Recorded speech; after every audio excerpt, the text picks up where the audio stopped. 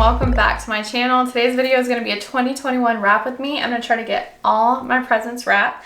I've actually filmed one of these already so far this year, but I didn't get a chance to answer all of your questions and you sent a bunch more as well. So if you're interested in how I store my wrapping paper, what my wrapping paper looks like, how I make my own little picture tags that we use for our kids' individual presents, go back and watch the very first 2021 video that I made this year for Wrap With Me, because I go into all of that in detail. Today I'm just going to jump right into the video so that I can get as many of these questions answered as I can and as many of these presents wrapped as I can. I ran out of time last time, Jenna had cheer, and today I have the rest of today just to wrap with you guys. So grab your stuff, get your mountain of presents from wherever you have it hidden, and let's get this stuff done. And I'm going to answer questions, so it's going to be kind of like hanging out with a friend. So hopefully we can get into the Christmas spirit together and make some magic happen for our kids the way that moms do, or dads do, or whoever does the wrapping in your house. We're going to get it done together. First question that you guys asked me was, did you ask Lance for anything for Christmas? No, I didn't. Honestly, Lance and I just buy whatever stuff that we are wanting when we want it. So I didn't ask him for anything for Christmas, but we still do get each other gifts. We just don't get each other mini gifts because we just get what we want when we want. So I don't want to do like unnecessary spending or anything just for the sake of presents. But we do get each other a little something. When he asked me what he could get me, I said just get me something that we could do together, something we can spend time doing together, because that's been something that I've been trying to work on, spending more uninterrupted time with him when I'm not working. That's one of my problems, is especially since I'm self-employed, like I work a lot and I kind of do that for fun sometimes, he says. So that's what I asked for him. With that being said, I did need a new computer. I've been having some problems with my Mac, which has been affecting how I can upload my videos for YouTube. And so he did, although not for a Christmas present, he did get a new MacBook for me. It's not in yet though. I'm one of those crazy people that actually like the little slide bar at the top. I forget what Apple calls it, but it's like a touch screen touch bar. And I love it. I use it all the time for the classes that I teach. By the way, I want to show you guys this. This present looks amazing. If you have a kid like Jenna who loves to draw, I think she's really going to love this. It's like a little robot, and you can play games with it too, but you scan it and then it draws whatever that you want it to draw, and it teaches you how to draw it. She's a really good artist. She's been in Brady's art classes too, but I think that that is something she's going to be really excited about. So I'm excited to give it to her. So anyway, I'm excited to get my laptop, and I had to get the 13-inch MacBook Pro because that's the only one that has that little touchscreen bar that I have just realized I cannot live without, with how many times I use it on a daily basis with online teaching. So that's exciting, and I can't wait for that to come in. And another thing is that Lance, it was time for him to upgrade his phone on his phone plan, but I mentioned that I really like the way that you can do cinematic mode on the camera and how it makes really great videos, which I mean, I use my real cameras for my YouTube videos, but that would be great for like my stories or something. I really wish we had it when we went on the trip that we went to. So anyway, he upgraded his phone and then took my old phone, which was a 12 Max Pro, because he had a smaller one, and then he gave me the new 13 Max Pro, which we're lucky to be able to get because they've been pretty hard to come by, but we just walked into the Apple store and they happen to have one.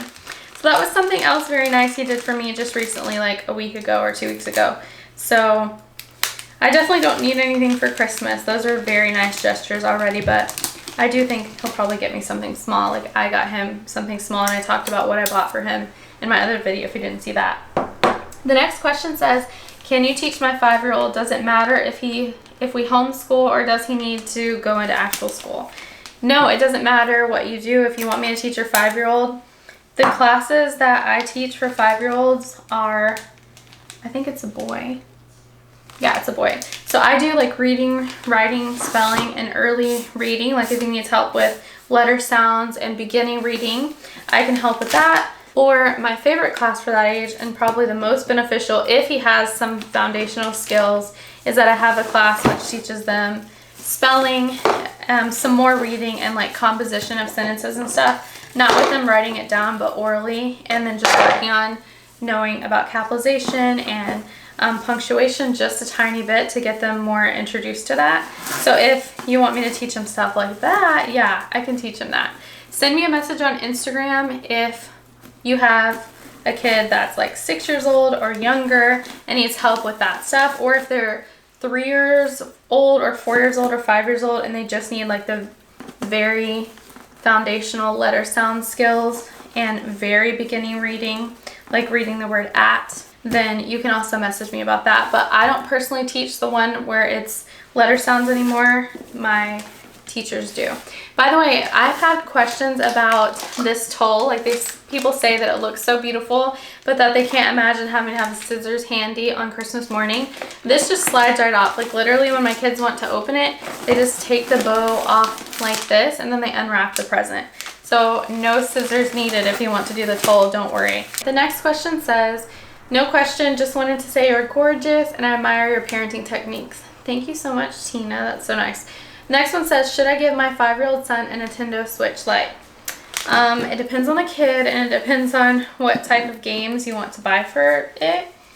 The Nintendo Switch Lite is different than the regular Nintendo Switch because you can't connect it to the TV. You can do multiplayer games on the actual device, but it's rather small. If you're expecting your kid to be able to play like Mario Kart or something together with friends, I would suggest getting the regular Nintendo, the one that can connect to the TV with the dock. And then just make sure that you buy him a game that doesn't have a ton of reading if he's 5 years old. That way he's not feeling frustrated with that and he's not constantly asking for help, because that's not really a situation that's set up for success, at least in my book. I'm sorry about my voice, by the way. Jenna had her cheer competition and we were screaming for her. We're screaming for her team, and they have a chant whenever they come out. And so you have to chant for our gym that we are a part of. So it's like part of the sportsmanship or whatever. So we're screaming loud. This is for Ezra, by the way. It's a little maze thing for his little nano bug. It's almost impossible to find like a toy for kids that are 10, but this is one of them that will still keep him entertained. So I am a fan.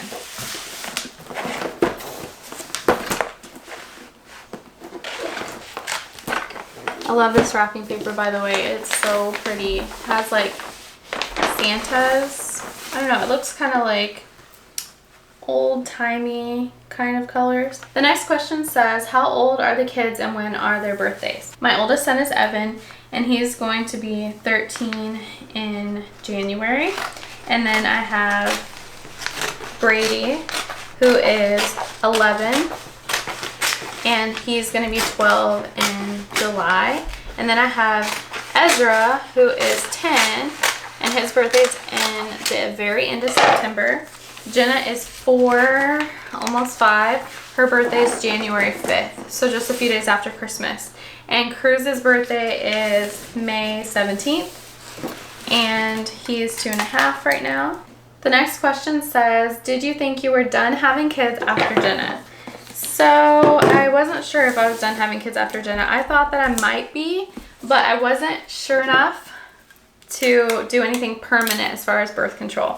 When she was about 1 year old, we started, we just loved her so much, and we loved the connection that the boys had with each other. They were all 1 year apart, like 14 months apart-ish. So they were 3 under the age of 3 when my oldest 3 were younger, and they're so close. We wanted her to have that kind of relationship with her sibling, and since it did take us so long to have her, we were afraid that she wouldn't be able to play with her brothers and have a friend like her brothers did.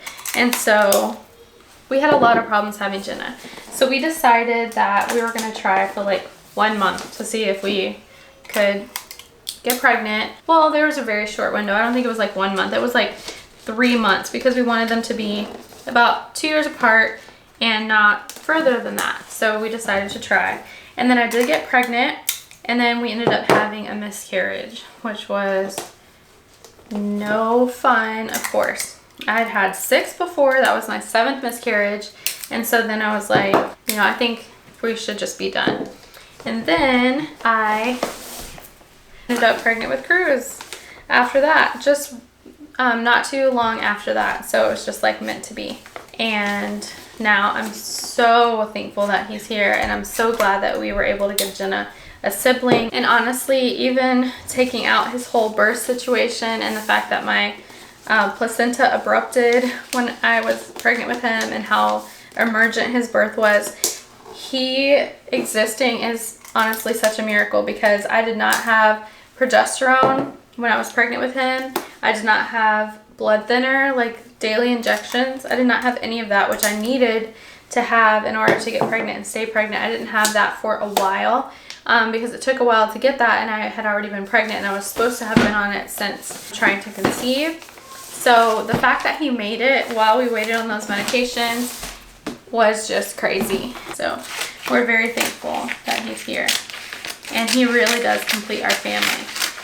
What shows keep you from being distracted? Oh, that's a good question. I love a show that does not allow me to think about work or think about anything else. My camera is doing the overheating thing. So when my camera overheats, I'm just gonna switch to this camera to let the other one cool down. So sorry about the view change. I have a video all about what to watch on Netflix, and a lot of those shows are honestly the best. I mentioned some of them there. The best show ever that allows me to like focus completely, not want to look at my phone, not answer an email when it comes, is The Night Of. It's like an 8-part series on HBO. Oh, it is so good. Also, The Fall is another really good show as well. Not quite as good as that, but it is good. Some other ones that I really enjoyed was the documentary series Abducted in Plain Sight. Not because those people are super smart or anything, but because I was very interested into what was happening. Honestly, there are some shows that I really like. I really enjoyed watching. However, I would still get distracted sometimes, particularly, and I know this is so weird, particularly during scenes of action, because that's when my eyes just kind of glaze over and I'm just like, okay, who's gonna win the scene or how's it gonna end? And I don't really care about the action part getting there. So I'm telling you, that's another one of my flaws, you guys. Big time. Some shows that we've recently watched have been Yellow Jackets, which it hasn't finished coming on all the way. And it's pretty good. It's not one of those shows where it 100% keeps my attention all the time. I'm very picky when it comes to that, I guess. I have to like really believe everything. But I do really like the premise. If you haven't heard about Yellow Jackets, it's about these women that like were on a soccer team in high school. And they went to the championship game and they're plane crashed. And they had to do some crazy stuff to survive.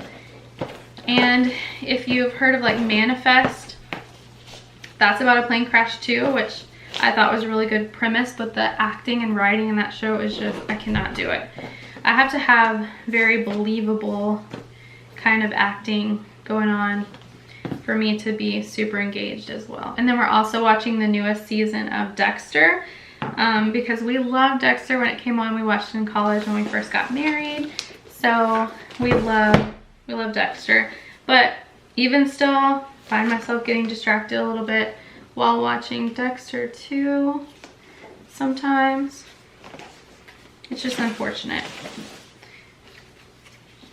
Movies tend to keep my attention a little bit more, I guess because the story progresses a little faster. I don't like anything that I can predict, and I do not enjoy watching things over again, which is really unfortunate. Another one of my bad qualities.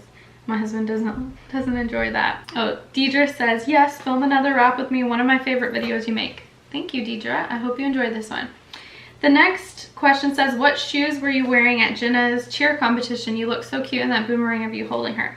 Thank you so much. The shoes that I was wearing are Golden Goose ones. I was in the hair salon getting my hair done, and the girl that also works in the same room as my girl was wearing them, and I saw them in person and I was like, oh my gosh, those are so cute. Let me get my shoes. I'll show you guys what they look like. These are the shoes that I was wearing that she was talking about, by the way. They're super cute, but I don't recommend the actual purchasing of them.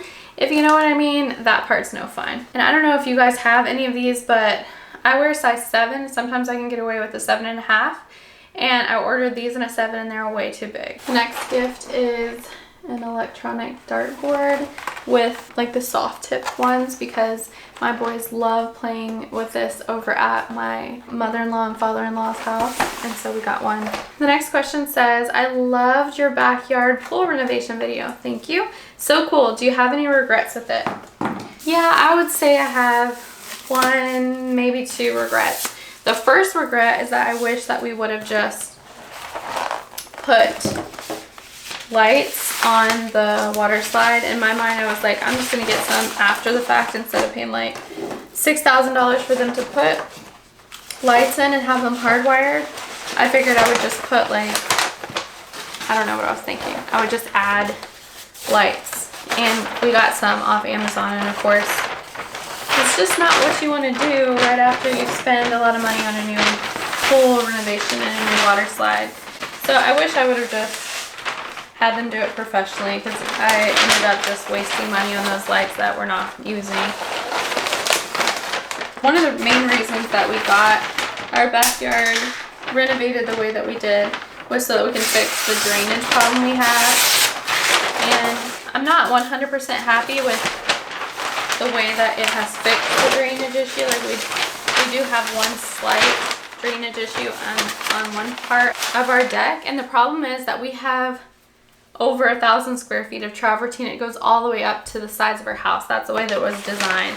There's no garden or anything there, so it goes right up to the side of the house, and the way that the water drips off, even though we have rain gutters and things, it just creates a problem. It can cause flooding on one of our sunrooms, which probably has to do with the fact that those sunrooms were added after the house was built. So there's just a few little problems with that, but not big stuff. The next question says, you and your husband seem like you have such a good relationship. Thank you. Do you agree about everything? No, we don't agree about everything. So most of the time we do. And it's funny, to be honest, when I first saw this question come in, I asked my husband, like, you know, what do we disagree on the most? That way I was prepared to answer, because nothing popped into my head right away. And he helped me. So might be a slight problem there. I don't know how much I should look into that. So the thing that he said that we disagree about the most, which I would agree with him, is that, to put it in a nice way, I am a little bit more ambitious than he is, which is not necessarily a good thing on my behalf. He enjoys more downtime. So my husband and I are both introverts. We both need time alone. Well, pretty much together is his thing. I need time alone and with him to recharge. And if I don't have both of those things, then it's not good. And when I mean alone, I just need, like, if I'm doing my makeup or even just taking my makeup off or something, I need a few minutes of time by myself when I don't have an audience. Sometimes I just need to be by myself and not worry about anything, who's looking at me, anything, even though I'm completely comfortable with him. I just need a little bit of time alone sometimes. Sometimes it's just to watch a YouTube video. Not that I need to be alone for that, but I don't want to watch that while we're together and then feel like I'm choosing that over him or something. So anyway, even though I need time alone and time with him, mostly time with him, in order to recharge and feel ready to do whatever, he needs more time without anything scheduled. So I told you guys before, like, I don't like to do things if I have something else the same day. Well, he doesn't enjoy it when I plan trips or events or parties or whatever. He doesn't enjoy it as much as I plan that stuff if we've had a lot of time when there's not been an uninterrupted day. So he doesn't want us to have literally anything to do. So today's the day that we didn't have anything to do, but then here I am filming a video. So not that he minds, but he wants a day where, like, literally there's nothing on the agenda. We can just do whatever. And he needs more of those in order to not be cranky or be excited whenever I plan a trip or something. So, and I get where he's coming from. Like, our kids do have a lot of activities, and so Jenna had a cheer competition on Saturday, and last Saturday Evan's band performed at Pacific Yard House, like this local restaurant, and Evan had a band performance at his school this week. Jenna had gymnastics and cheer and art class, and Brady had art class, and Ezra had school. So we have things going on. He drives the kids to school. He wants days where there's nothing expected of him. And I want that too, but I still want to plan something fun for our kids. So I feel like motivated sometimes to plan a trip for Thanksgiving break or something, for example. And he sees that as, ugh, sometimes, because he just wants to chill and have that time to chill. So he needs more chill time than me. Even though I would rather chill sometimes too, I get very motivated by the fact that our kids are not going to be this young forever, or this is a one-time thing. We're going to have to wait till the next year and they're all going to be older, etc. That gives me so much motivation that I'll put in the work to do things. To give him some credit, I do have a problem whenever I do plan a trip or plan an event or something. Sometimes he thinks I enjoy it, but I'll just, since I'm the planner, I sometimes do that kind of stuff like 24/7 until it's all done.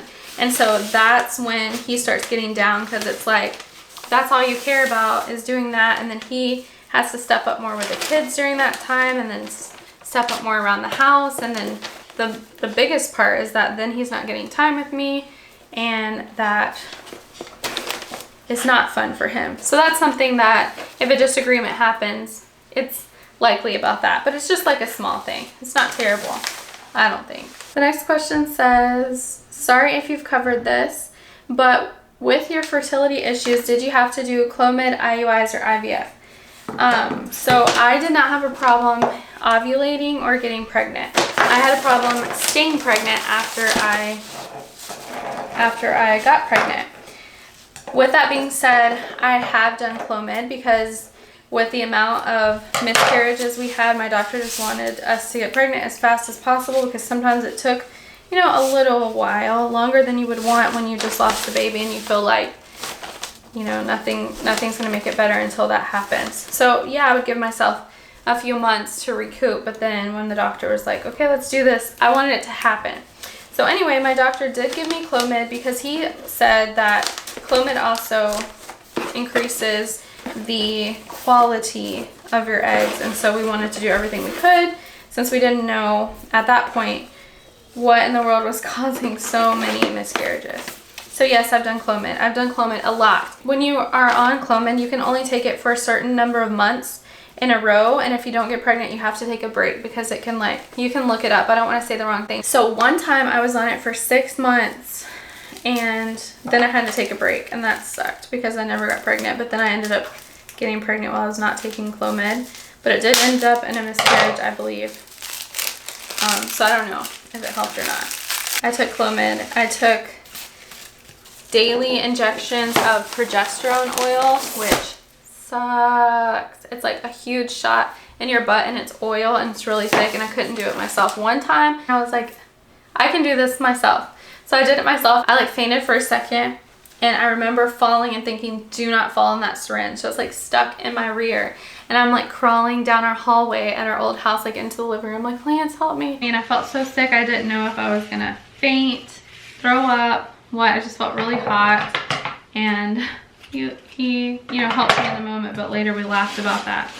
And then I also had to do daily injections of blood thinner, and they don't know why. They tested me for like the MTHFR, I don't know, gene, the clotting disorder, and I didn't have that, but for some reason, blood thinner, Lofrenzel is what I was on. And I had to do daily injections of that in my stomach, which was not bad. It's very easy, very small needle, but it burns a lot, and it caused lots of bruising on my stomach. I had to do that every day while trying to conceive and while pregnant. The whole time I was trying to get pregnant with Jenna, again, I had 6 miscarriages, so a lot of those, some of those were before we had that medicine to try to help. But once I was on it, doing the injections and the Lofrenzel, I only had 1 miscarriage while I was actually on that, and it was with the baby girl that we were pregnant with before we were pregnant with Jenna. And they don't know why I lost her. I lost her at 13 weeks after we knew her gender. Through blood tests, we had genetic testing. She was 100% healthy, everything. And so that was hard. Glad to be on the other side of that. But yes, I've done Clomid a lot. Next question. Does Jenna like to wear the tear makeup, or is it hard to put on her? So yeah, she loves to wear the tear makeup. Jenna loves makeup, and things like that. So Cheer, she is in her element when it comes to all that. She loves a good reason to put on makeup. It's not hard to put on her. I mean, it's kind of hard to put like mascara on a kid. She's required to wear mascara. So for Cheer on performances, it is mandatory. Like, they send us a video how to put this makeup on them. They have to wear black eyeshadow. And with someone that has as light of a complexion as Jenna and like light eyes, etc., it really does help show the eyes and things when they're on stage and far away. So I get it, but I don't wear black eyeshadow. So putting that on my daughter was like, ugh. And the first time I followed the video, they told us to put the black eyeshadow all the way up to their eyebrow, which I don't put eyeshadow all the way up to my eyebrow. And I've taught like a glam camp online a lot. I used to do it every 3 days with groups of teenage girls where I like taught them how to do makeup and stuff and hair as well. And I would have never told those girls that. And these are like 4-year-old. So that was kind of like, ugh. And after I did a test round doing the makeup like we're supposed to, I was like, look, this is creating a whole new eye shape for her. So I just put it up to her crease, and nobody's ever said that it was wrong or anything. They said she looks great. So I'm gonna keep doing that. We have to do eyeshadow, white eyeshadow, and then black eyeshadow on the outside. So like a smoky eye from white to black with some sparkle. We also have to do mascara. They can do fake lashes. They do that when they're older, they have to, but with our girls, we just put mascara on them on the top lashes. And then they have to have visible blush. So we do like cream blush. And then we also do red lip. True red, like red, cherry red lip. And it's like 24-hour wear, stain. When it's on there, it's on there. And then I think that's it for her makeup. But we also do have to put their hair in like really high tube pigtails. And then we have to curl it. And so a lot of cheerleaders, I didn't really know this, but a lot of cheerleaders on performance days, they wear hair pieces or like hair extensions to give them like a tease, like full hair, especially when they have to wear it up. Well, when I put Jenna's hair that high, it looks kind of short, and so her hair is kind of thin anyway, and it's blonde, so it doesn't look like she has a lot of it. And so we put in one little clip extension in the top of both of her hair onto her scalp up here, and then pull her hair up really high and then curl it just to make her hair look longer. So if you ever see her on cheer competition days and you're like, wow, her hair looks so long, it doesn't, I mean, it's not really that long. She does have long hair, but it's not that long. And we also use that same little, it's just the tiniest little piece of hair. We also use that for her Elsa costume too. But yeah, Jenna lives for all that stuff. She has asked for a makeup kit for her 5th birthday, which is again a few days after Christmas. I have not gotten it, but I think I want to for her birthday. But Lance has already told her, like, Jenna, you can't just wear that all the time. It's only going to be like if you're playing around the house. Like, you can't just wear it to dance class if it's not a special dress up day. She's like, I won't, I'll ask first, so we'll see. I think we'll probably get that for her. So a place to wear makeup to, like the fact that she gets to do like 4 competitions a year with cheer and wear that, and then also her little dance competition. She enjoys that so much. So I'm happy for her that she gets a chance to do that and see other little girls doing that, and she knows it's not like an everyday thing. The next question says, sometimes the magic of childhood doesn't happen for my kids at my house. Have you ever experienced navigating that without them being disappointed? Okay, so there have been times when weird things have happened with like magic stuff. For example, like the tooth fairy. I don't know about you guys, but sometimes the tooth fairy just doesn't show up. I don't know what happens. Like sometimes I think it's because the door is shut or something. I don't really know. So I just tell them like, I don't really know. I'm not the tooth fairy. I don't know how that happens sometimes when it doesn't happen. Recently, Ezra told us that Brady lost a tooth 3 months ago. It's been hanging out under his pillow and the tooth fairy never came. So Brady like came downstairs and was like, hey mom, can I just give you the tooth to get some money? And I'm like, Brady, I don't collect teeth. No, you can't do that. And his tooth did have a cavity. It was one that was gonna fall out. So the dentist was like, it's fine, it's not causing problems. Just let it fall out. So I guess the tooth fairy also doesn't like to take cavity teeth. So I don't know why magic stuff doesn't happen sometimes, but I think our kids are just kind of confused and then they get over it. But yeah, when it first happened, I was sad for them that the magic didn't happen. The next question says, where's the sexy New Year's Eve romper you were wearing in your story the other day that you mentioned Tara Henderson in? And then she says, you looked amazing, Mama. Thank you so much. So yeah, that was a little out of my comfort zone. Tara Henderson said it was good, and so I ordered it. It's from her boutique, Typically Blush. Lance really likes it too. We haven't finalized our New Year's Eve plans. The next question says, your cats are beautiful. Thank you. What kind are they and where did you get them from? I got our oldest cat, Nikki, 15 years ago, right after we got married, like 2 months after we got married. And we got her from a bird cage at a pet store. She had ringworm and she was like a young kitten. So nobody wanted her, and they literally kept her in a bird cage instead of with the other cats. We went in for a little orange cat. They had orange kittens, and we liked her better, and she was a little older than them. And I'm so glad we picked her because she was the best cat I've ever known in my life. And we've had some good cats. I don't know what kind of cat she is. She has long hair. She's a long-haired white cat. And then Ella is our old cat's daughter, who was also a long-haired white cat, and Ella's a long-haired white cat. And we got her mom from the dumpster at our friend's apartment. They texted me, I was like, Lauren, you collect white cats, because I had one. And they said, you collect white cats, come get this dumpster cat. And so they brought her to me, and she was like this big, and she was so cute. So no special place. I don't know what kind of cats they are, and I don't know where they're from, but yeah, they are pretty. The next question says, are you still friends with the people you went to high school or college with? Yes, we are friends with a lot of the people that we went to high school with. Maybe not as close as we once were, but I would definitely consider them my friends. Like, they've been to our house, some of them. A lot of them are closest friends. Our friend actually that gave us the cat, well, one of them, we're still close to. We don't see him as much as we used to. He used to like babysit our kids once a week. Him and our other friend, 2 male friends, they were actually our roommates in college at some points and later after college too, one of them. And the only other roommate that we've had has been my cousin Brittany, the one who passed away right at the beginning of COVID, like before COVID was in America, but she passed away from like COVID symptoms. The next question says, do you have any regrets when it comes to parenting your kids?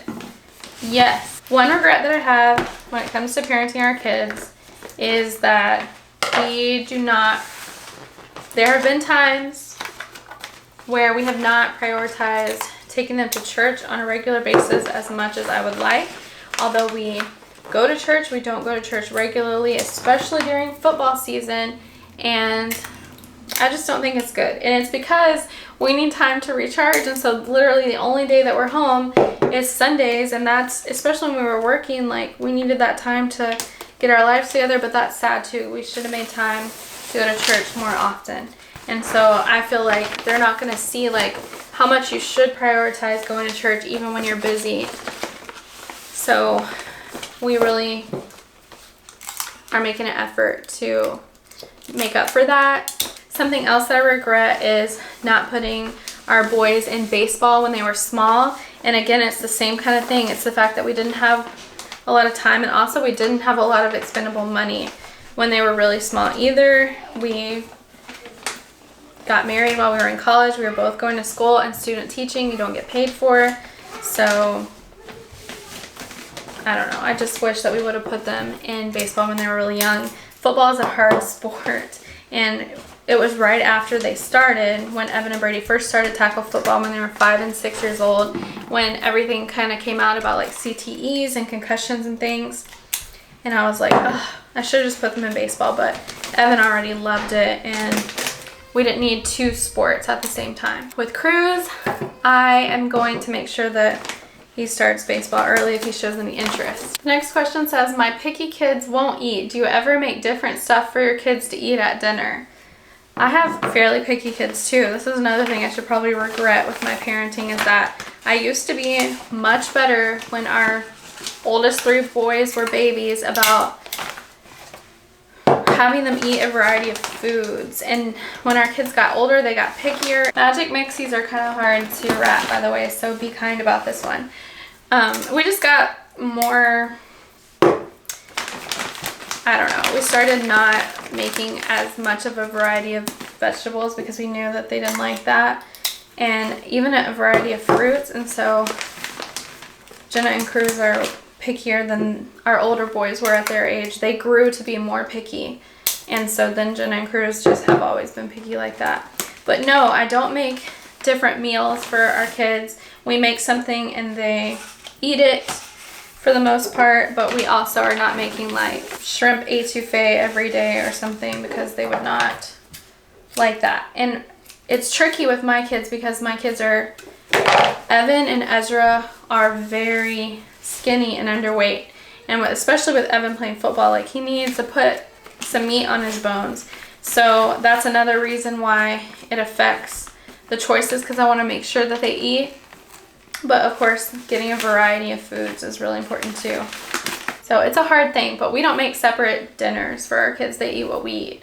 We just kind of make a lot of like kid-friendly food. We make like pork chops and mashed potatoes and roasted broccoli and potatoes and sloppy joes and spaghetti and lasagna and salads and grilled chicken pasta and tacos, things like that. Not something super far out of their comfort zone. The next question says, I saw on an Insta a Q&A where you said Lance wants to have another baby. How are you handling that? Lance is the one that wanted to do like permanent birth control. He said he was going to have a vasectomy. So I felt bad because I was already having a C-section. So I just couldn't make him go through something like that and have to go to the doctor several times to test and make sure, etc. I felt bad making him go through that when I was already going to have surgery. They could just do a tubal ligation and surgery at the same time. So that's just what I opted with. So I don't really know what his thing is with the whole baby thing. That part, I don't know. Ezra actually mentioned it yesterday at the cheer competition. He was like, hey mom, I have a question. Are you gonna have another baby? And I was like, no. Why are you saying that? We're not having any more babies. And he was like, well, I remember I heard dad say that he wanted to have another baby, so I was just wondering what you're gonna do about that. I was like, Ezra, I don't think dad's serious. And so last night I mentioned something to Lance about it when I was looking at these questions, and he was like, well, yeah, I would love to have another baby, you know, but I don't think he wants to do anything about it. I don't really know. That makes me sweat. The next question says, since you live in a golf course or on a golf course, do you golf? I haven't ever seen you mention it. No, we don't golf. What a waste, right? When you first started your own business, what goals did you set? I would love to get to the point where I could be at home managing a business and being with my kids. So honestly, my first goal was monetary, to replace the income that Lance and I already made so that we could rely on that business and quit our other jobs. And so then once I did that for about 2 months, then we quit our jobs, which was a big leap of faith, but it was because of COVID that pushed us to do that so quickly. And then also we do have YouTube as a backup source of income, but that's still a very volatile thing to rely on. So it's kind of scary. Once we met those monetary goals, then my next goal was to become an organization and give myself an opportunity to not have to work so much on my own and make it to where I wasn't have to, you know, just work my butt off, which I was putting a lot of effort and time into it at the beginning because I wanted it to be successful and give my family a better life and like take control of my life myself. And I did. So I'm very thankful for that. Those were my goals at first and my motivation. I'm putting this little tie-on wreath on that present. And this is one of those little embellishments I got from Hobby Lobby if you watch my other video. And I'm just using that bendable wire to tie it on there, which is so inexpensive. It's like $2 at Walmart. It's my favorite thing to use to attach name tags or bows with, and I just tie it, and then you can also curl it. So one way that I do this is I just take my finger, just start winding the wire around my finger and then let it go until it curls. The next question says, can you do a video on where you find your tops and your jewelry? I just love your style. Thank you so much, Michelle Bell. I don't know that I could make a whole video on where I find my tops. Like, I usually just don't go to the store, and I do Target shipped, so that I just like look on the Target website every time they change seasons and things so that I can find the new styles before they all get sold out. But that's what I do. And then I also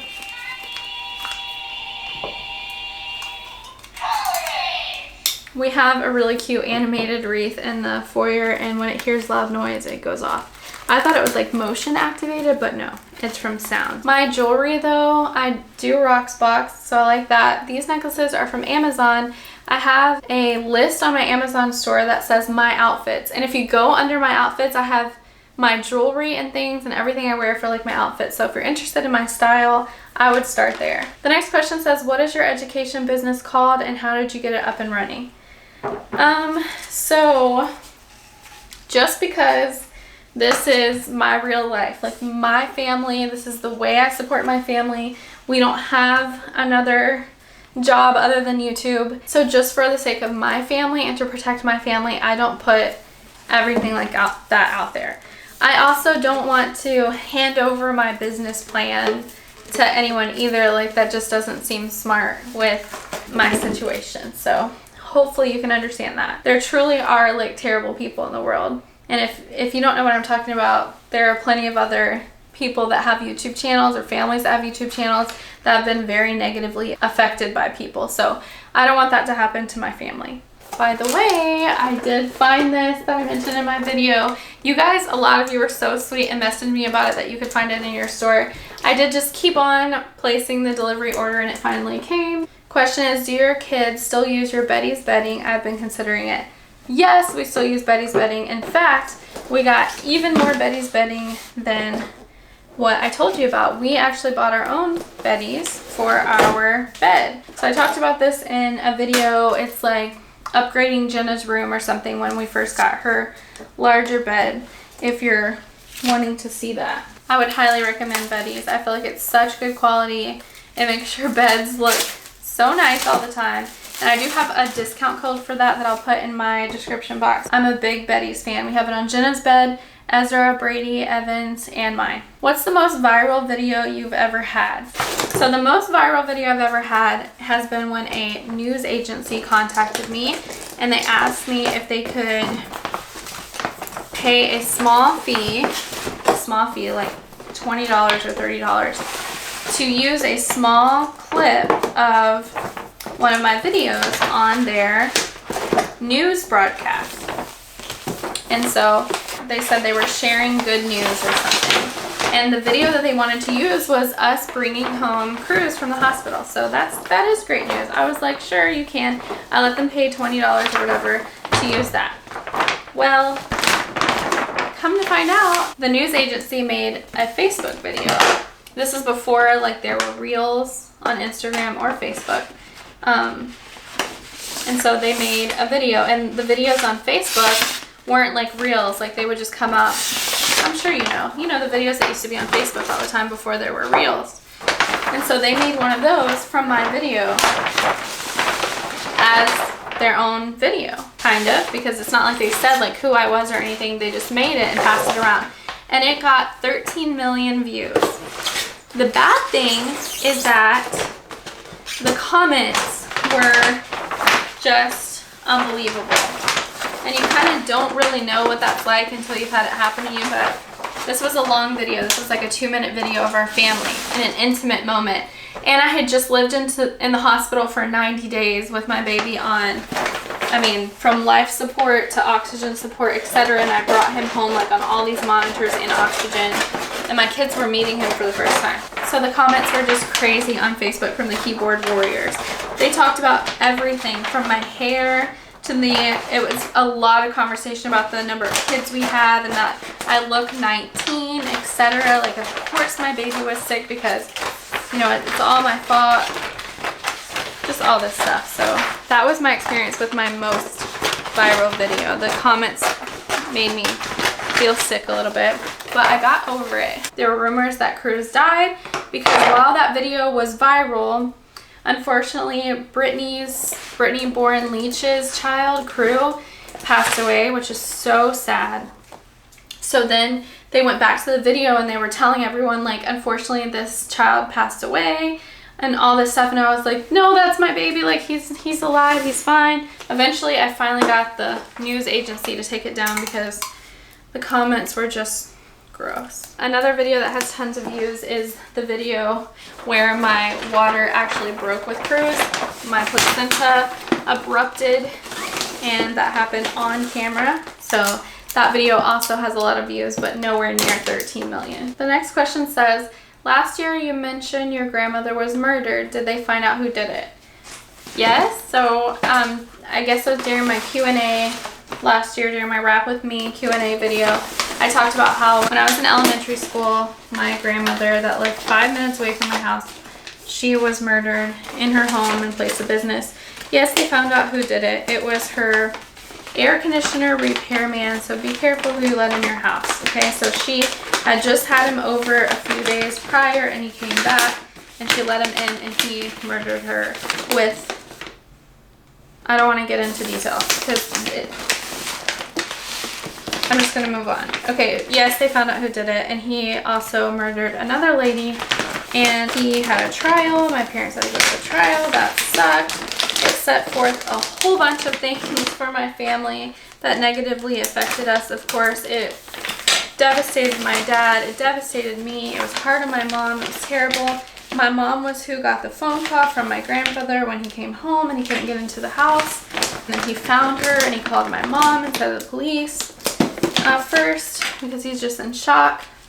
I just have chills talking about it. And I was in the room during that phone call, and I remember it like it was a year ago, even though it was a lifetime ago. They had a trial. He was found guilty, and he received the death penalty. And not too long after that, like it was fairly quick because this is Texas, he was executed. So I guess because of that, I don't really know how I feel about the death penalty. It didn't make me feel any better. I really hate that that whole thing happened, but I don't really know. Obviously, people shouldn't kill people. Next question says, are you friends with any other moms from Jenna's cheer team? Do they know about YouTube? Yes, so interesting question. I am friends with some of the moms on her cheer team, and the ones that I'm closest to are moms that are also with her at dance too. And I don't usually just like walk up to people and mention my YouTube channel. So the dance class that we go to is pretty much just a few of us. Like there's like 5 kids in there. So we get to talk a lot, and it's an hour and a half long. And so after a few weeks of us all being together and their husbands are there, etc., like we got to know each other pretty well because we've just been sitting there for so long. And one of them was in another dance class with us during the summer. So we've developed friendships. Well, one time they were talking about viral videos and people making money, and that they can't believe that people make money. And this is before I knew them like really well. And so I was just sitting there, and it was awkward. And so finally I was like, I have a YouTube channel that we make money for. And they were just like, wow, really? You know, they asked about it, and I told them about it and stuff. And so I felt kind of awkward telling them about it, but they were really supportive and nice. And so yeah, they know about it. But funny thing is one of them didn't tell their husband, and I thought he was there, but I guess he just didn't hear the situation. And so the other night, it was his birthday, and she took him out to eat for his birthday, and he had been drinking and stuff.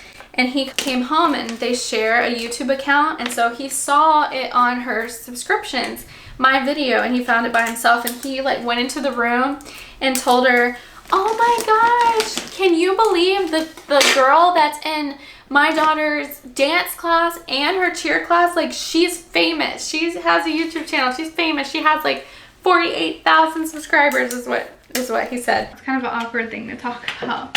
Most of my friends and people that I know have known me since it all started. So making new friends with the YouTube channel like how it is, which isn't a big deal to me, but some people are really impressed or like taken aback about it.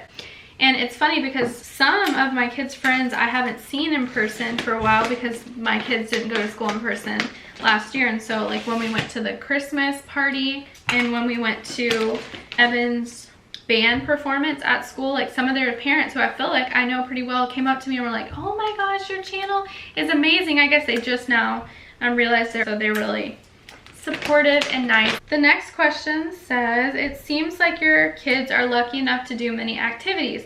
Can you share the cost of them? That's kind of like, I do know about some of the costs. So, okay, let's just start with, Curtis doesn't have any activities, so I'll start next kid, Jenna. Jenna's gymnastics is $85 a month. And then she also does art class, Art class is $375 every 12 weeks. Then there is dance. Dance is $75 a month plus recital fees and costume fees when that happens. Then there's cheer. One of the guys who is the dad of one of Evan's friends that he plays football with, they just moved to the area, and so they asked us where Jenna goes to cheer, and so they signed up at the same place that we go to, and now their daughter's on a different cheer team than Jenna, but she goes there. So he came and talked to us yesterday for the first time in a few months, and he was like, oh my gosh, I thought football was expensive. No, cheer is a whole new beast. Cheer is an expensive sport, and so you pay monthly. I think it's like $75 a month, which is not bad for once a week stuff. Then you pay them for time and effort. Then you pay them for all the competitions and performances. So there's at least 4 of those for us. There's a lot more for others. And then you pay for the outfits, the warm-up outfits, the practice outfits, the bows for practice, and then the bows for performances. You pay for cheer shoes and any choreography. You pay for that. You pay for the music. And then at the cheer competitions, you have to pay $25 per person to get in. So it can be fairly expensive. She is incredibly blessed, and she knows that she's in a lot of different things, and she says she's very happy to be able to do that. So once she goes to school next year, I'm sure we're not going to be able to do so many activities because she's not going to have all that time. Next is Ezra. So wrestling is, let me look at it. This is not a fun conversation. So Brady and Ezra go to wrestling. It's $200 a month for wrestling, so $100 per kid. Okay, then Brady has art class. Brady's art classes are $375 every 12 weeks, like Jenna's. Then there's Evan's stuff. You know, he has this little band for teenagers, and he plays the drum set for them. I'm gonna look up how much that is, although I really don't want to. I know that's an expensive activity. And he practices twice a week with them. Oh, we got an email that their pricing will increase as of February 1st. Great. It's $355 a month. Okay, then there's football. Football costs $300 a year to register. When we went to Academy this year to buy new cleats and new shoulder pads and new helmet, the helmet is like $390 for the helmet that he likes. Football can be expensive. Let's just stay there. The cleats and stuff, it was almost $1,000 just for football equipment when we went to Academy. Mouthpieces, that stuff. And then you get like a bag, and you pay for Huddle, which is like the app that they use to upload all their film so that they can watch it and get better after every game. Okay, let's start talking about football. So that's how much that costs. And then what else does Evan do? Oh, and then we pay $80 a month for private lessons for him. So he does 2 different private lessons. We do private lessons for drum set, and then he does private lessons at school for percussion. That's what we pay monthly for all the kids' activity. And I just want to say, why did you ask me that? Ugh, okay. Next question. I'm just here for the sake of honesty. Now you know. The next question says, would you get any other pets at any point? If so, what pets would you get? So in my late 20s, I became allergic to dogs. So we can't have dogs, which is weird because we had dogs before. We had a German Shepherd. I was not allergic to her. And then our lawn company let her out of our gate, and she was picked up. She was a white German Shepherd, by the way. She was picked up by the pound, and we called to get her. When we finally found her, we put up posters everywhere. We called everybody. We were so upset. We had 3 little boys who loved her. It was a terrible thing. When we called the place that we finally saw, a picture was uploaded that she was there. I called them, and they said that they put her to sleep, which doesn't make any sense. They said that she had like a skin irritation, which, I mean,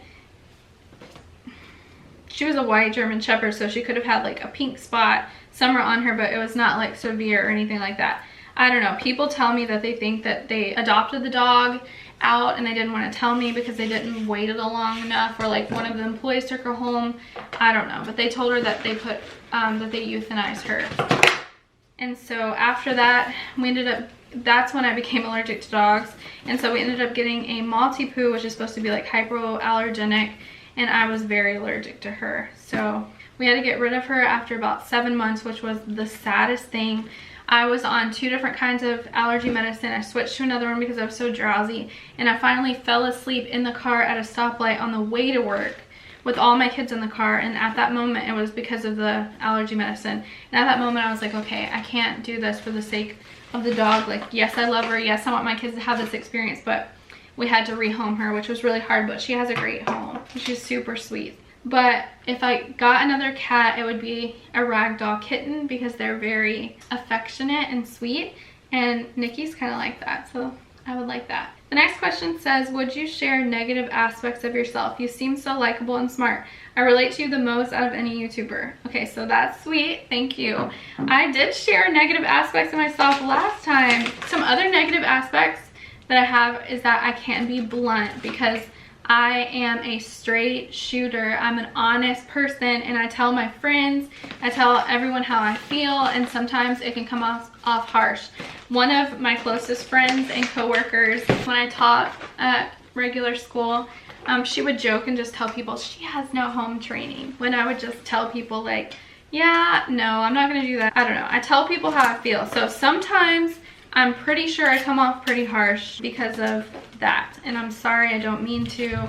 I can also be sarcastic because my husband's sarcastic. That's just how we joke, but not like in a malicious, I don't think it's a bad way, but I don't know. Maybe that's a negative aspect of myself. And that's it. Everything else is perfect. I'm just kidding. I'm sure you can see some other negative aspects of me just by watching my videos. The next question says, I'm so interested in filler and Botox, but what does it feel like? How much does it cost? So if you missed this, I talked about filler and Botox that I've had before in my other Wrap With Me in 2021 video. So if you're interested in that, go watch it. Botox doesn't hurt that bad. I get headaches whenever I get Botox though. So there's something you can take like ibuprofen or Tylenol. I can't remember which one's okay. I always have to look it up ahead of time to make sure I'm doing the right one in order to prevent that. Filler hurts more, I feel like. Or maybe it's just uncomfortable because it's like a thick something going into your skin deeper. I feel like the dermal block hurts the most out of anything. I've had lip filler. When I had lip filler, I had it twice ever, and both the times it was half a syringe. I had one with a dermal block and one without anything. This past time we just like froze my lips a little bit. I feel like getting the dermal block hurt worse than the lip filler, but lip filler is pretty, it hurts. What I have a problem with is cannulas. Cannulas don't hurt going in, but for some reason I get sick every single time, and it happens where it's kind of like what I was talking about earlier. I don't know what's going to happen, but I know some kind of event is going to happen. And so sometimes I can be kind of shy, and the people are like talking to me a lot. The people at the med spa that I go to know about my YouTube channel and stuff because she's filmed while I was there my first time. She's so excited about that. She's my hype lady. Like, she likes my YouTube channel. She thinks it's cool. So she has had people that have seen that and go to her. Well, anyway, it gets awkward because I'm like cool, calm, and collected there getting my stuff. And then all of a sudden I'm like, hey, I don't know what's going to happen, but I know that I'm sick. Like, the room's really hot. And I'll have to close my eyes and they'll have to put an ice roller on me, which really helps so that I don't either faint or throw up or whatever my body is trying to do. I haven't figured it out yet. It happens every single time I get a cannula. Cannulas are for filler, by the way. Which cannulas are better because it's just one poke and then they deposit the filler under your skin, but it's like a bendable, a flexible kind of like needle that's not a needle. It's like made out of plastic. I don't know. I guess it freaks me out. It doesn't hurt that bad, but it's not pleasant. The next question says, how much money do you and Lance make? I don't think that it would be beneficial for me to share that. Do you and Lance buy each other gifts? Yes, we buy each other gifts. Small gifts usually. Last year I did get him a gaming PC. What's on your Christmas list? If Lance was adamant that he really wanted to get me like a a big present. The only thing that I could think of that I would want would either be a nice big mirror for me to do like try on stories on my Instagram if I ever wanted to show my outfit or a picture or something. That would be nice. Or the other thing would be probably an Apple Watch, because I use my phone's camera as a second camera while I'm teaching, if I'm doing drawing classes or writing classes or handwriting classes. So if something happens while I'm teaching and I get a text or phone call or something, I can't even look at it to see who it is messaging me until an hour later once the class is done. And sometimes I teach like 2 or 3 classes in a row. So if I had an Apple Watch, I could just look down and kind of know what's still going on in my life if I needed to. The next question says, what are some things you wish school districts allowed teachers to do differently? So some school districts are perfect. They let their teachers be teachers and that's that. Some school districts just hire an outside person and then they, all of a sudden, teachers are not allowed to do what they think is best, and they have to listen to someone that they don't know, who doesn't know their kids, and who probably has no experience teaching their grade level, and then they start overstepping boundaries and telling them, okay, you can never do this. In some school districts, teachers are just not able to make decisions for their students, and that's bad, because then how are you going to hold a teacher accountable for if those kids are successful or not if you don't even let her make her own decisions? I don't want to get on my soapbox about that, but that's something I'm pretty passionate about, is education and getting education back onto the right track in some areas, because it's not fair for kids what's going on. Very sad for teachers too. But next thing, what is your favorite holiday tradition and your favorite non-traditional tradition, if any? If I had to pick my favorite thing about Christmas ever, it's just Christmas morning. Like, that's so magical. I love that. What were the kids' names going to be if the genders were reversed? Pretty much nothing good. Nothing that I would like stick with. If you're interested in more of my baby names that I liked but didn't use, I have a video about that. Does Jenna get nervous before performing for cheer? So she actually mentioned that the other day. That was her second big performance, but first time at a competition. This was yesterday. And she said, I thought I was going to be nervous, but I wasn't. So, no, unexpectedly. I thought she would too. She didn't get nervous. Evan's like that too. He's performed on stage with like just himself, like dancing. He used to do like, I don't even know what style of hip hop. I'm going to do it an injustice trying to tell you, but like kind of like pop and locking, something like that. But there's a specific style that has a longer name that I just can't think of, like isolation. I don't know. He used to dance like that, and like he did a dance to a Jabberwocky song when he was in kindergarten in the talent show, and he danced all by himself with a mask on. He was so confident, cool, calm and collected, just like he is today. He did get a little bit nervous at one of his band's performances when he was playing the drum set for the very first time. The next question says, what are your elves named? So our older boys named our original elf when we bought her, and they named her Princess Rosario. I don't know why.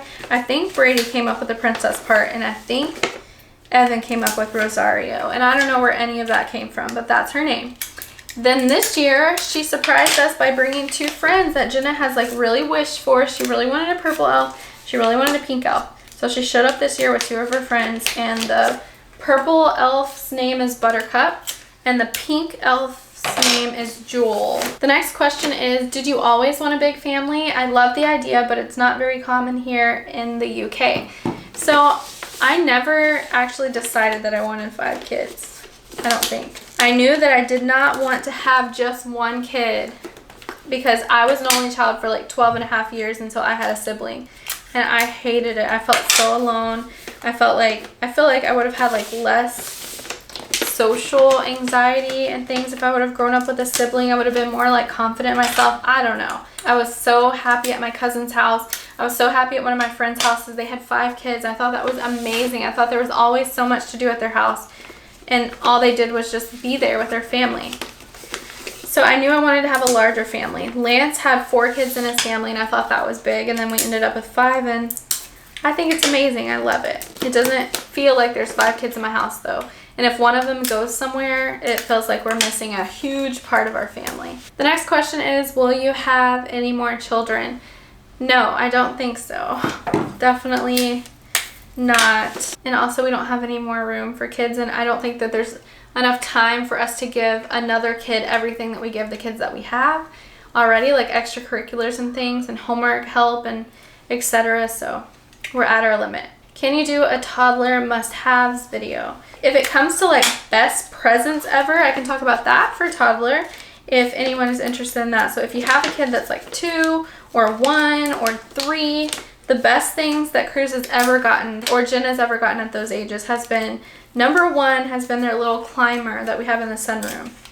It has rings for them to hang on. It has a slide. It has a climber they can climb on top. It's amazing. It's not that expensive for what it is. So an indoor climber, so good. And then also Cruz has a little bike that we got him for Christmas last year. It's in our what we got our kids for Christmas video. That bike is amazing. He rides it all the time. Jenna rides it too. It's a balance bike, but it has 2 wheels like really close together in the front so it can't fall over.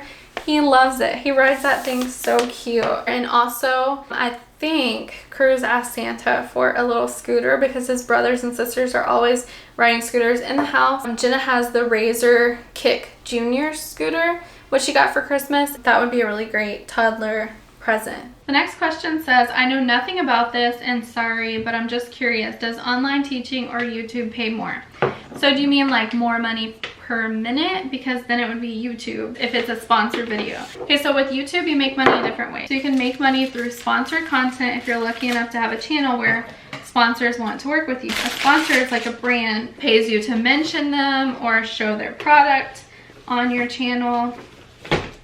That's sponsored content. Typically, the sponsorships I do are like a 2-minute product integration. So you talk about the product for 2 minutes, which of course takes a lot longer than 2 minutes, especially with editing, and then they pay you for that. So definitely YouTube per minute, but overall, definitely my teaching business. And then after that, then you get paid for the views on your video. And that just depends on, you never really know how much you're gonna get paid like per view or per ad view on YouTube until it happens, because you don't really know what brands are gonna place ads on your video and how many people are gonna watch it or how much that brand spot is gonna be worth. So it just depends on what your video is about and what brands work with you. And so it can be different for the same person for different videos, especially if they're on different topics.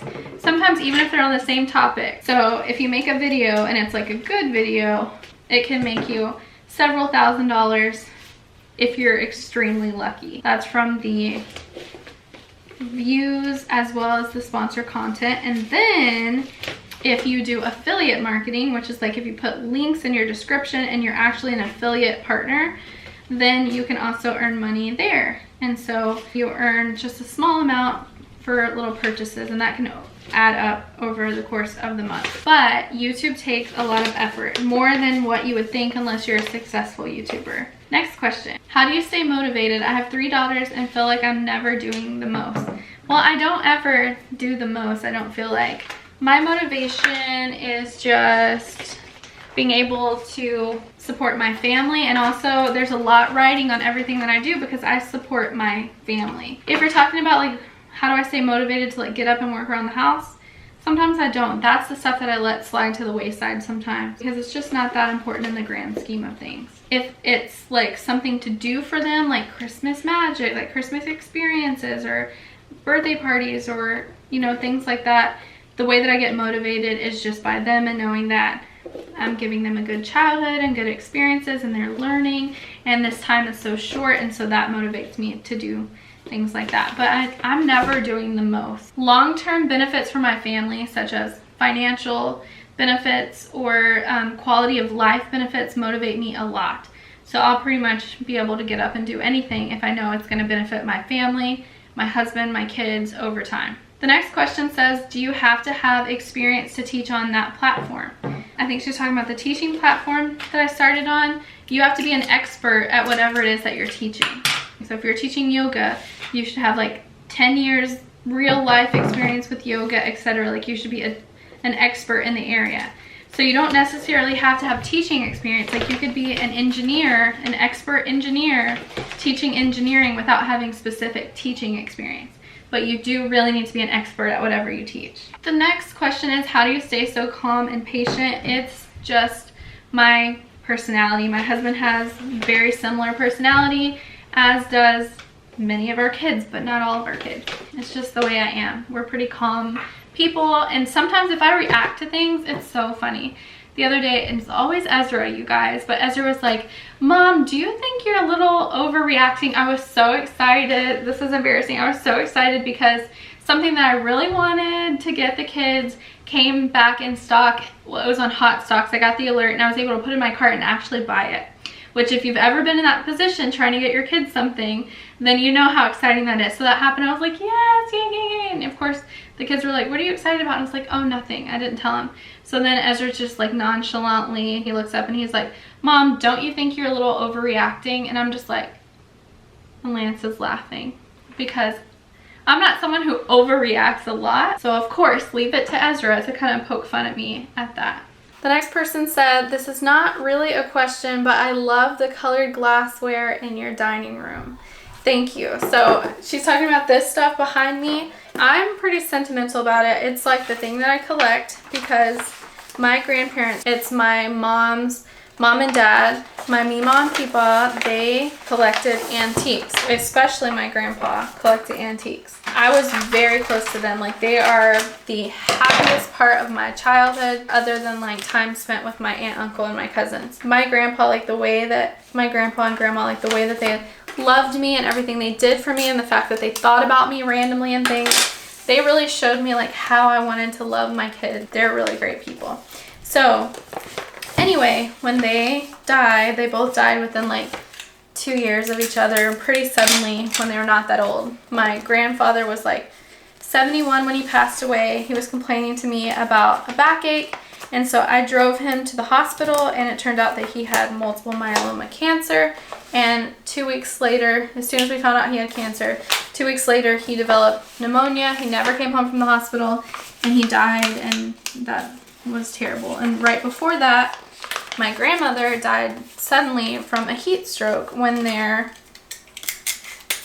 air conditioner went out in their house, and they lived in Texas, and of course she didn't tell anybody, and before they had someone come over and fix it, she just took a nap and she never woke up from the nap. She had a heat stroke. When they passed away, that was very hard for me, so I have no living grandparents. Anyway, I inherited a few of the colored glassware from them. I just wanted a way to display them and keep them out, but it was like kind of different than my decor that I had around my house. So I just decided I was going to collect colored glassware. There's a lot of like antique pieces back there. A lot of them mean a lot to me. I really love them. And then there's a few pieces that I just saw at Home Goods that kind of go with the colors, but a lot of it is really antique, nice things. So that's something I really love. The next question says, what age did you give your son their first cell phone? Like 4th grade, 3rd or 4th grade. And it wasn't activated. It was just like a Wi-Fi device. I didn't give it to them. They paid for it with their weekly chores, and every time they would get paid, half of it would go to repay me for the price I paid for their phones, and the other half would go into their accounts. If you don't know what I'm talking about, I have a video about chores and I talk about their accounts and stuff there. The next question says, what's your favorite Christmas movie? And my favorite Christmas movie is Home Alone, although I don't really enjoy rewatching movies over and over again. Home Alone is probably one of my favorite ones, and also A Christmas Story. How do you teach your kids about privilege and diversity? So our kids, I mean, they've grown up with diversity as far as like different ethnicities. First of all, one of our closest friends is a different ethnicity than us, but they also play football with kids of different ethnicities. So they've experienced diversity there. They go to school with kids of different ethnicities, although they don't go to a school where their race is like the minority. But recently we've been talking a lot, especially at dinner time, about their privilege. They're very blessed in life, and like people are very different. And it's very important to us that we do talk to them about that, especially because Lance and I did not grow up with any sense of the type of privilege that our kids have, like at all. We talk to our kids about that, and they don't really know. You know, we just recently started talking to our boys in a way that they could understand now that they're older what it was really like for myself and my husband when we were growing up, and like just how lucky they are. And it's hard for my kids too, because they go to school with a lot of people that are well off financially as well, and so they experience that. But we have to just keep reminding them and keep telling them and know that there are so many people, like 98% of the world, you know, is not as lucky as they are, and they need to be aware of it and do what they can to help, especially in situations where it has to just do with like privilege, like things that have nothing to do with people's choices. So we talk about that with them a lot. Lance and I have sat down by ourselves and like tried to think exactly what we want to do to just show them, you know, how privileged they are. Of course, we've talked about the homeless, we've showed them the homeless, etc., and like things that we can do. It's hard though, because like helping people out with Christmas, it's so hard to find people that not just want the help, but like legitimately need it. So when we find people that legitimately need the help, like people in our neighborhood whose house burned down, we reach out and offer that before anyone has even asked. And so those are ways that we help them. And then we do things, we do random acts of kindness on New Year's Eve, but that's definitely something that we're constantly talking to them about and that they are aware of and will continue to be made aware of. The next one says, what has been each of their top gift for Christmas this year? So for Christmas this year, what they wanted the most. Jenna really wants a Barbie dream house. Cruz, be happy with anything. Ezra really wants a Oculus, what his brothers have, because he wants to play all together with it. Brady wants parrot figures, like custom parrot figures, I found out. And he also wants a hoverboard. And Evan wants an iPhone 13. This present came out so cute, by the way. I'm gonna put his little name tag on there. That's on Brady's. The next one says, I find the YouTube sponsorship stuff so interesting to hear how it works. Can you share more? So many people won't talk about it. I don't really know what else to share. I feel like I did share a little bit more in this video. So if you have any more questions, you can leave it in the comments. A lot of times, companies will like try to reach out to YouTubers, myself, sometimes other YouTubers, people that do TikTok and Instagrammers, and like try to send people free product for content. And so most people won't do that. I most of the time will not do it unless it's something that I'm gonna buy anyway. If it's something I'm so excited about and gonna buy anyway, and I can put in like a small integration. This happened with like the wine fridge that we have in our outdoor kitchen. That's something that I accepted to put inside of our video without getting compensation, which I hardly ever do this. But it's because I was gonna buy that anyway, and so they sent it to us so that we can show people what it's like and help them, so it's a beneficial partnership. But a lot of times that's what the emails are about, like, hey, can I just send this to you? And a lot of times we just don't need extra stuff in our house, especially if I have to do content, because it's something I have to put out for you guys. I don't want to clog up your news feed with like sponsored content, because I don't want you to think that I'm not being genuine. And then I have to edit it and film it, and my time is very valuable with my kids and my husband and my business, so I don't do a whole lot of that unless I'm gonna buy it already. The next question says, what will your next large purchase be? My next large purchase is going to be paying taxes, which is not a purchase, but that's gonna be the next large amount of money that leaves our account. As far as like a true purchase, oh, this by the way is another one of Ezra's presents. This is the infinity loop where the little bugs can like go upside down. Looks like this. And you can also connect this to the other tracks. The next large purchase is going to be getting a new vehicle, because the other vehicle we have other than the van, we have a 2017 Chrysler Pacifica, which I love my van. We're also gonna get another vehicle that's large enough to hold our whole family, because our other vehicle is a Toyota Corolla. It holds 5 people and we have 7 people in our family. So we're gonna get another vehicle that can hold everybody. The next question is, what's the craziest thing that's ever happened to you as a teacher? I don't know if I'm like allowed to say some of the craziest things that's happened to me as a teacher. Seems like it would be, right? As long as I don't give names or anything, it seems like I should be able to tell you. The craziest thing that's ever happened to me as a teacher, I mean, okay, so you guys know that I worked in behavioral health. So I worked at a health center with kids that were too severe behaviorally to go to school. So they have, most of them, neurological concerns and impulse concerns, things like severe autism. Some crazy things happen there, but it's a little different because they truly couldn't control themselves. And it's also applied behavior therapy, so like ABA therapy. So you can only respond positively to things or ignore negative behavior so that you're not giving any attention to behaviors that you want to diminish. I would get kicked constantly in my shins, like over and over and over again, as if I were a wall. And you have to be very careful about like how you jerk your body or how you move when things like that are happening, because you can't react at all, because then it'll make him more likely to do that again. So that happened a lot. But again, it's not like if it were a kid who could control themselves. Maybe I can find a picture, like they were literally black and blue. It was terrible. I still have scars all over my arms right here. I have a scar in one of my eyes from getting hurt there, from preventing kids from self-harming themselves. So like if someone was going to bang their head against the wall, I would have to put a piece of foam in between there. I can't physically stop them. I can't say anything, but I could physically put like a piece of foam there to keep them from like banging their head or biting themselves. That's really hard too, because that's one of the ways that sometimes they would have like self-harm. So you'd have to put something in the way and then ignore the behavior. And while you're ignoring it, sometimes you would get hurt. A lot of the times you get hurt. When kids are in ABA therapy a lot and they have very severe needs, sometimes they're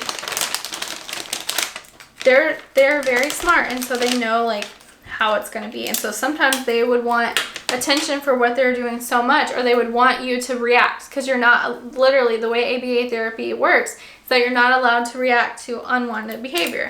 So I had a boy who was 11 open up his shorts and make himself vomit into his shorts, like inside of his underwear, because that was something that I had to attend to. That was going to cause a series of events to happen. And with ABA therapy, you have to make sure that you're following everything to a T. Like you have to make sure you are truly a robot. Made your heart beat fast. Another time I really got hurt there, which was a crazy thing, was when another therapist patient, she was rewarded, and so it was time for her reward to end and her to go back to work. And so the person took the iPad away. This girl is like 13 years old, and she has severe needs and she can't control herself. So she took the iPad away, and the therapist, she eloped from the therapist, so the therapist ran, and I was taking one of my patients to the restroom, so I was facing away from her, and she came and jumped on me, and she bit me very bad on my upper arm. And I was wearing Kevlar, which is like protective clothing, and it was through that. It was a very bad bite. But again, this is a little bit different than what would happen in a normal general education classroom, because truly there are reasons why, you can't, some people can't help it. So the worst thing that's ever happened from someone that could help it, that could have done better and made bad choices, was I had a student that repeatedly drew pictures with names of my entire family, like Jenna, Cruz, Evan, Brady, Ezra, Miss Frenzel, Mr. Frenzel, dying. In particular, in floods, because his parents had shared with him that my house was flooded during Hurricane Harvey. So he would show our whole family dying. He would draw pictures of me with tumors all over and like point to every single tumor and say like cancerous tumor, cancerous tumor. Then we were doing math on the computer, and I was walking around talking to the kids and monitoring them, and when I walked behind his computer, he was on the wrong website. So I leaned forward to talk to him and said that he was on the wrong website. He needed to go back to the right website. And he turned around and punched me in front of my entire class. And the boy was the same size that I am, the same height. That was probably the craziest thing that ever happened to me as a general education teacher. The next question is, several of your kids seem genuinely talented. Did you do anything to help this? First of all, thank you.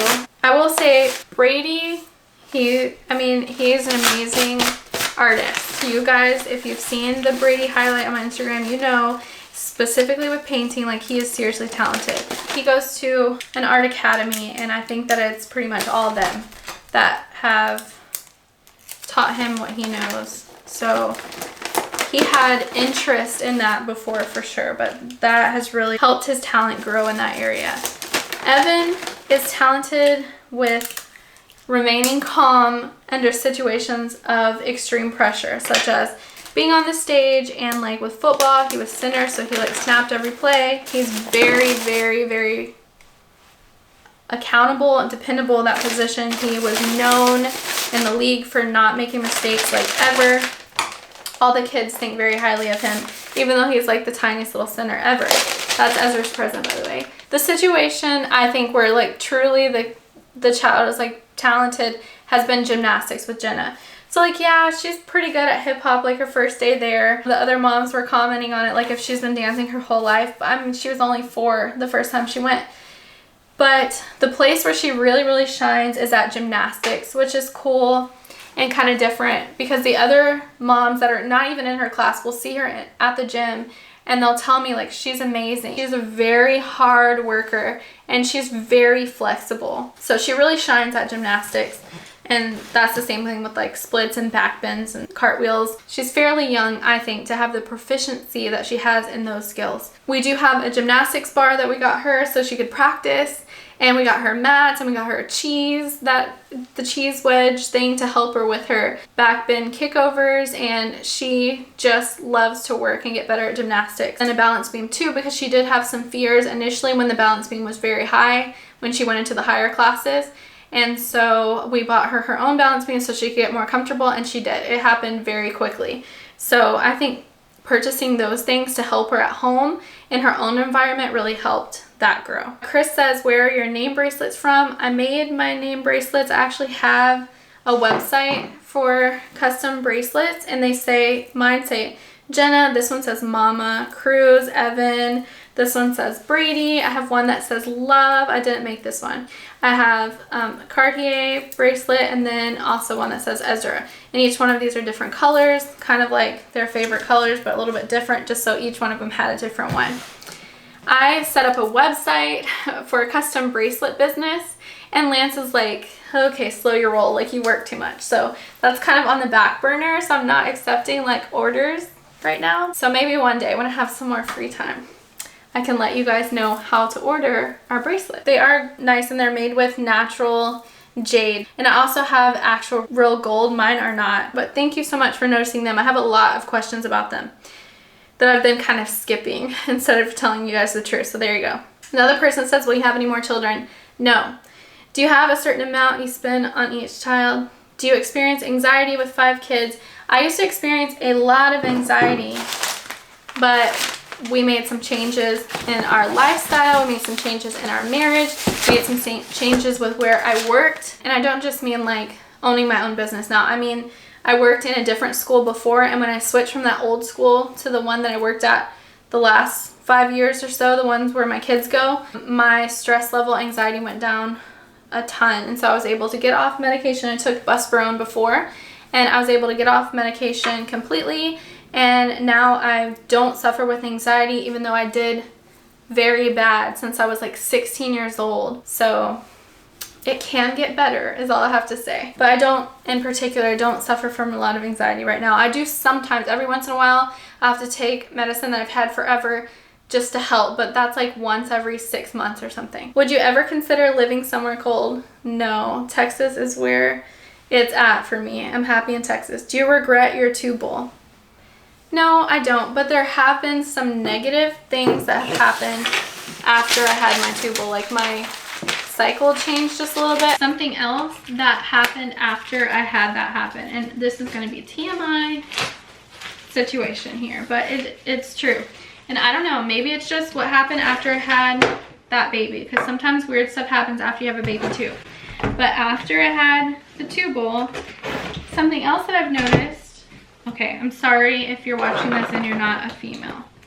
First of all, just trying to be honest here, but one thing is, like, if you notice things whenever you are ovulating, there's more of that. It's like my body is like, oh, you got a tubal, like you think you're not fertile, I'm gonna make you extra fertile. And it has been consistent every single month since that's happened, just like super fertile. And it just happens for like 1 day or 2 days. Other than that, no symptoms of anything. I do feel like I have ovulation pain way more consistently now, but that could just be random. And I also just have one ovary, so it's also kind of weird. So it could just be a me thing. You seem so kind and giving. Would you ever consider fostering or adopting a child? So I feel like I have to make sure that I take care of first and foremost the kids that I already have. So I wouldn't just bring in a kid that I didn't know into our family, because things can happen and I need to protect my children. I don't want them to be negatively affected in a way that will hurt them by someone else coming into their home that maybe makes a bad decision in a way that could hurt them. With that being said, if something happened to like one of Evan's friends' parents or something, and they didn't have other family, or they didn't have family that they wanted them to go to, I would adopt those kids, because I genuinely love them and I want the best for them, and I know that they're good people. So if a situation like that happened where I knew the kid, I knew what I was getting into, yes, I would 100% adopt a kid that needed a family. But I couldn't just adopt any child that needs a home at this point in my life, because I do have to take care of the kids that I already have. Some things happened to me when I was a kid that I would not want to happen to my children. So I just have to make sure I make smart decisions and not just emotional decisions based on someone else's needs. The next question says, what is your Enneagram? Enneagram? I never know if I'm saying that right, because I always just read that word. I am an 8, which is one of the like less common personality types. In some Enneagrams, it says like that's called like the challenger. If I look at the Enneagram Institute, it says powerful, dominating type, self-confident, decisive, willful, and confrontational, which I would not describe myself as confrontational. I would describe myself as passionate, and I do not like confrontation or drama. However, if something needs to be said, I will say it. That is one thing about myself, is that I will not let comfort override what is wrong or right when it comes to like someone else, especially if it has to do with kids or someone else that can't speak up for themselves. So I can be confrontational when it comes to that, which happens in like educational settings. If someone needs something and someone's saying like, no, they don't need it, it's like, no, yes, they do. They need that. Some other things about the 8 is that they're protective. I am very protective, resourceful. I would like to think I am. Straight talking, yes, and decisive. No, I mean, I can be decisive after I have some time to make my decision, but it takes me a while to make my decision because I need to like research. 8s feel they must control their environment, sometimes becoming confrontational and intimidating. 8s typically have problems with their tempers, I don't, and with allowing themselves to be vulnerable, I do. At their best, 8s can be self-mastering, they use their strength to improve others' lives, they become heroic and inspiring. But they have a basic fear of being harmed or controlled by others. I do not like to be controlled by others. And they have a basic desire to protect themselves and be in control of their own life and destiny. Sometimes 8s can be secretive. So yeah, that's my Enneagram. Lance is a 9, I think it is. He's the one that like avoids, that doesn't like conflict. I don't really think I see all of the parts that I read about 8s in myself, but I do know that that is my Enneagram. I've taken many Enneagram tests, and that's what it says. And that's very interesting based on the recent developments in my life, I feel like. The next question says, what do you like best about your husband? Ooh, I like that question. The thing that I like the best about my husband is his personality. I love the person that he is. If you're talking about physically, kids, don't watch this video. Physically, my favorite parts of my husband are, he has a very nice butt, which I'm not even like a butt person at all, but I do know that that is a good butt. So I like that. I like his forearms are very nice, and his thighs are my favorite. And we're just gonna stop it at that because I don't want to get too far down the rabbit hole there. But if you cannot tell, I do very much like my husband. He is truly my favorite. So it's pretty funny you guys asked that. this present, I think I forgot to show you guys, but I didn't show it in the what I got my kids for Christmas video. I got this with my Kohl's cash, and it's his first little baseball tee, so he could practice that. I told you guys I was going to do baseball.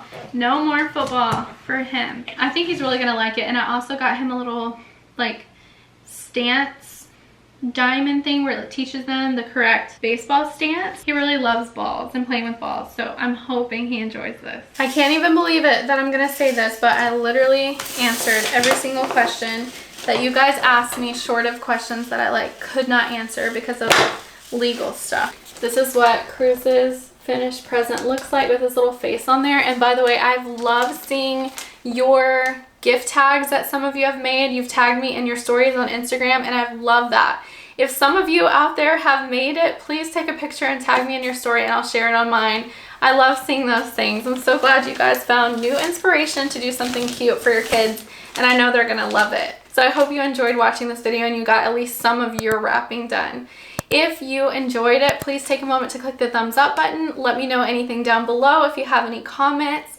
And if you're not already subscribed to my channel, I would love to have you as a subscriber if you want to click the button down below. I'll see you all in the next video.